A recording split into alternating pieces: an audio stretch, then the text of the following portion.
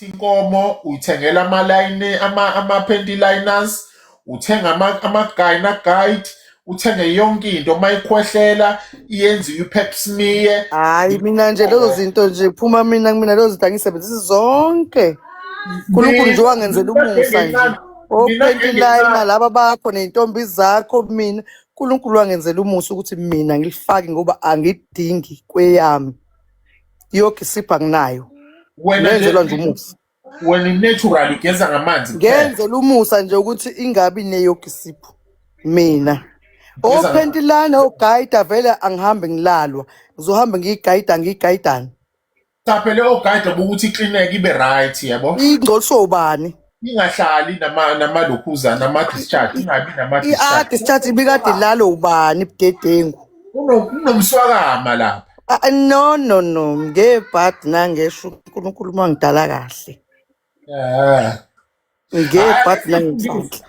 Ake siyifundise iy'ngane lezi iy'nkulumo futhi nje uma uthandane nami ngaba nalo nkinga kusuke kuhlukweni nje straight. Sihlukene angikudokotela ngoba sekucacile ukuthi umuntu ongcolile. Hayi ngeke ingane ayifundiseke bakithi. Mina nje ngeke ngifunde. Mina ngifuna into eclean mina. Ngithanda into eclean. Mara wena mkhulu ngazathi igayina leyo ukhuluma ngayo ifuna la ebusweni. Ifunakala la ebusweni bakho. Le gayina ukhuluma ngayo sasho ko private party. Sasisho ubuso. Uzoyifaka wena leyo nto ebusweni. Wena ifake. Uzongifaka nebusweni. Funakala into la. Owayengifaka inangazi ebusweni ethi-69 ngamxosha ungakhohlwa yilokho. Oh bakithi. Ungamxosha owegili ngwane. Ngathi hamba awuhambe. Hambe. Bayabuza bakhona bathi umfazi onjani ongena discharge habi. Hayibo. Angihambe ngilala ngibhabhabali.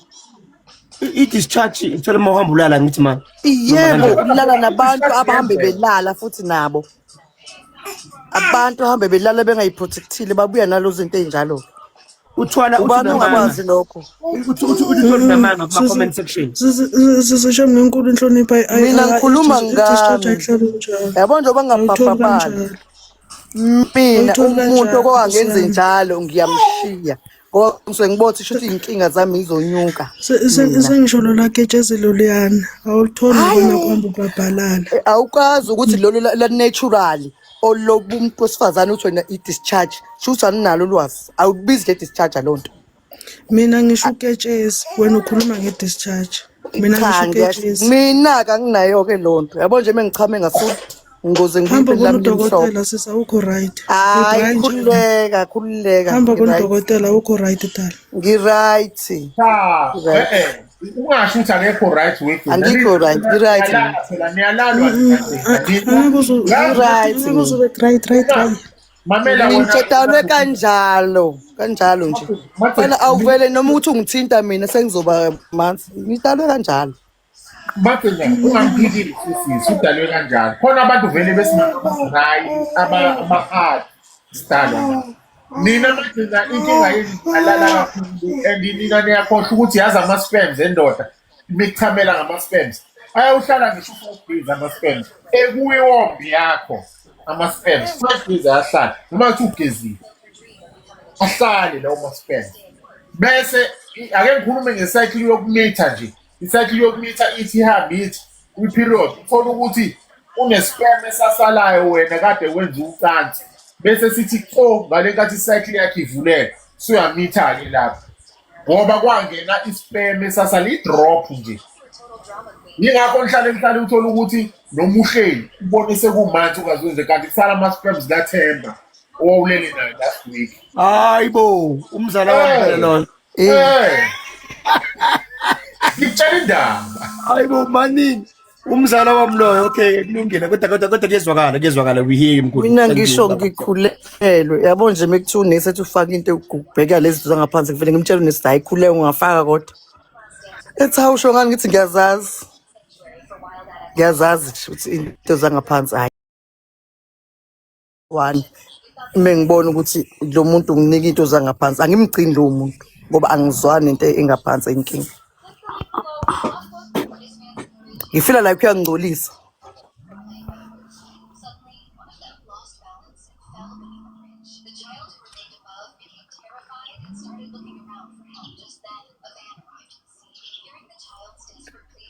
Apa yini bangani bami? Ngizonibona. Nemba wani.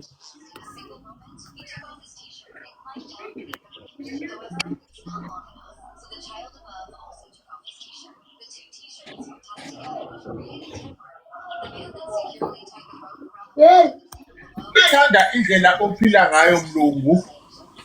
Ukuthi umuntu wesilisa mekuzela inkinga zocansi zangaphansi izifo uphume kuyena. Nami ngiphila kanjalo. Kubalekile uhleli uclean ngaphansi. Iyona into ebalekile. Abantu bangifonela la mofethi angithi ngiyi-celebrity ngithrendisile intombazane. Manje ngiyafonelwa.